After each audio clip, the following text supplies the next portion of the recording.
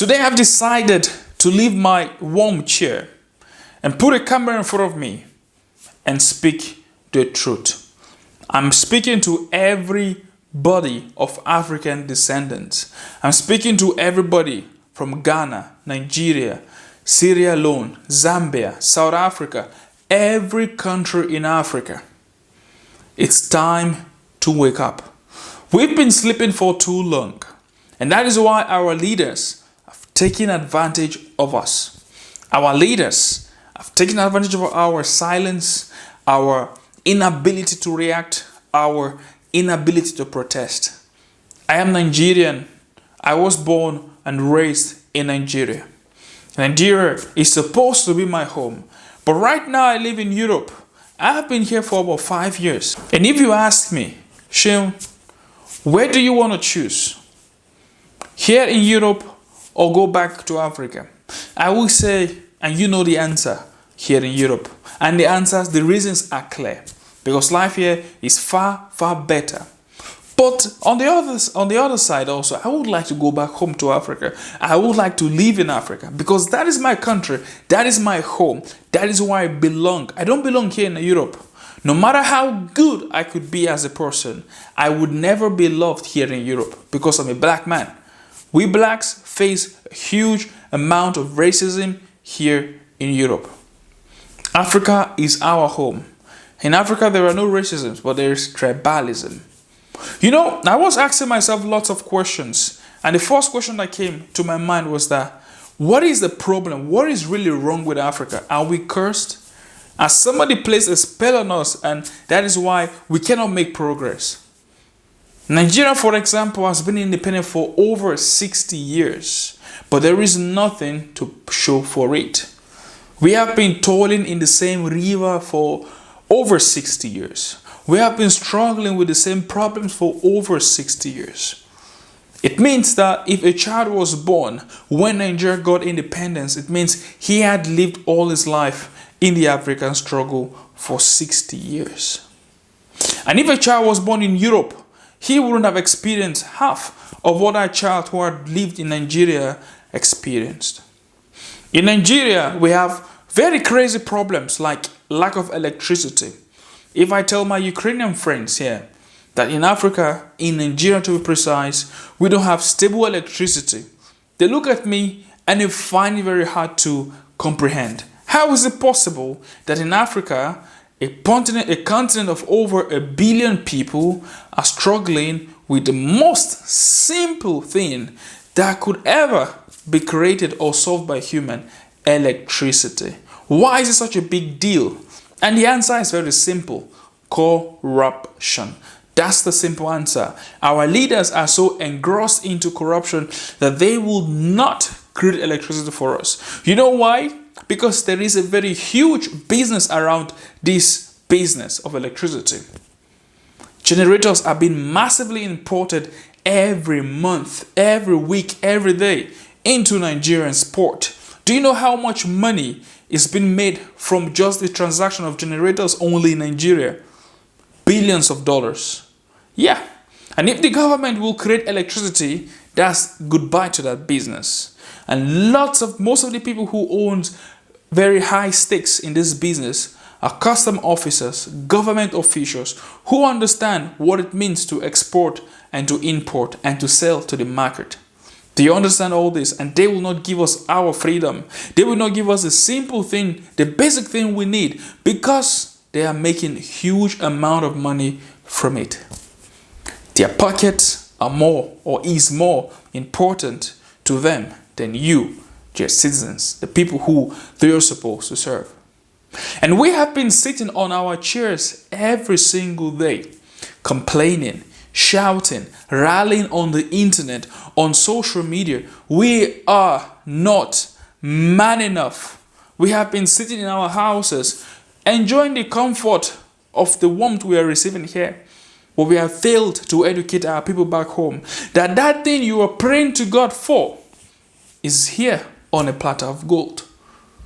My friends have to pray for admission after reading for their exams, after successfully passing the exam to score the rightful cut-off mark but still know they have to pray and fast to get their course of choice. Why? Because the government has failed. For over 60 years, we have been toiling in the same mess. And my question to you, who is listening to this, is very simple. How long will you tolerate this? How long will you sit down there with your hands folded and look at your destiny being taken away? How long will you look at leaders who are there stealing your future away from your own hands? How long? How long? How long? Personally, I am tired. I am sick and tired. If I had all the opportunity, everything I had, I could have just gone out there and marched out in a protest. But I will be killed in a space of 5 seconds. You know why? Because I am just one. But if there will be 1 million people like me who will march out to the Aso Rock and shout and cry in one voice, we want change, then our chances are higher. That is why I'm making this video, to educate my fellow African brothers. I'm very sure not only Nigerians are having struggles with their leaders, but every other African person is also having struggles with their own leaders. And my own question for you, my fellow Ghanaians, Zambians, South Africans, Zimbabweans, Rwandese people, I'm sorry if I don't pronounce your nationality properly, forgive me. How long will you sit and your hands folded and you will keep wishing for the same thing every day? It's time to act. We have wished enough. We have cried enough. We have lamented on our social media accounts enough. It's time for us to wake up. O ye sleepy giant Africa. It's time for you to wake up. It's time for you to listen to that clarion call and answer it and say, here I am, willing to go. I'm not asking you to go out there to protest, because I personally will not go out to protest, because I know it's going to be a waste of our own lives.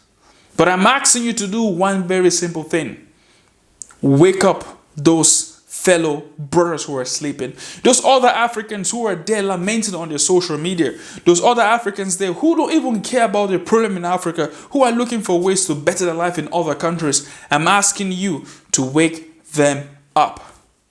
When we have an awakened community, the needful will happen by itself. When we have a society that has been properly educated, when you know that you don't need to pray to God to get admission before you get it, when you know you don't need to pray to God before you get electricity, when you know you don't need to pray to God for you to get a job, when you go for a job interview, and you know it's natural, you should get it.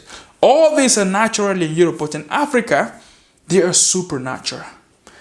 The things we need to pray to God for. And God is looking at us up from above and saying, what is wrong with my people? Have they forgotten that all this they are asking me is already there? Just in the wrong hands, in the hands of greedy leaders who prefer to keep this to themselves. The president of my own country today flew to London to receive treatment. It hurts my heart.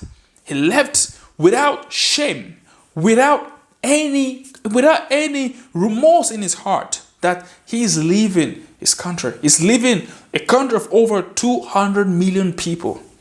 Almost 250 million people are living in that country right now. And he left over thousands of doctors back home, and he flew to the UK to spend taxpayers' money to receive treatment from British doctors. What does that tell you? That these leaders themselves don't trust those doctors that are treating you. They don't trust those systems, those ECG machines that are checking your heart rate. They don't check, they don't care, they don't really trust it. But they want you to use it. Is it until when your own father or your own mother will die from the inadequacy of the health system in Nigeria? Is it until then you're going to wake up? I don't want you to wake up then. I want you to wake up now. Is it until when your brother dies in an emergency room in Nigeria because of there is no oxygen in the hospital. Don't wait till then. Act now. I'm not asking you to go out to protest. No, it's going to be a waste of your time because it's not going to be fruitful. But I want you to awaken other giants by sharing this video to as many people as possible. Let the African giant wake up.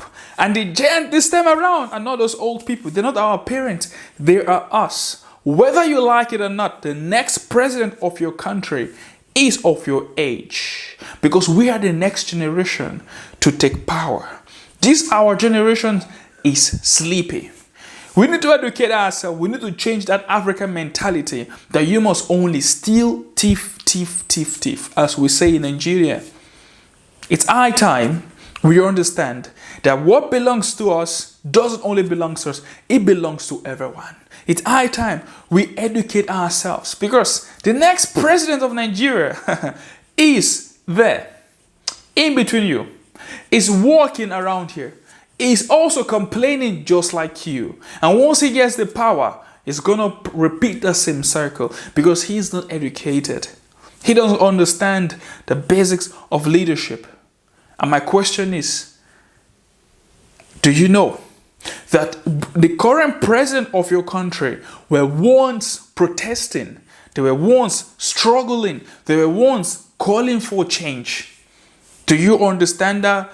Mr. Buhari, who is our Nigerian president today, once protested against the previous government, because he was not happy with it. And if you go out to protest against his own government, you could lose your life.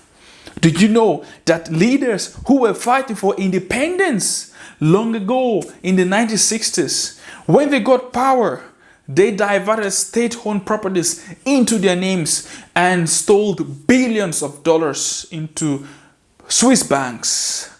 Do you know that the next president who is going to be the leader of our countries in Africa, different countries in Africa, is right there, also complaining like you, also protesting like you?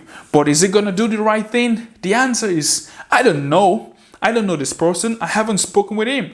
But one thing I know for sure, if we have an educated leader, we can change the tone around. So, I've spoken enough. Thank you for watching up till right now. Maybe in the future I'll make more videos here on this channel.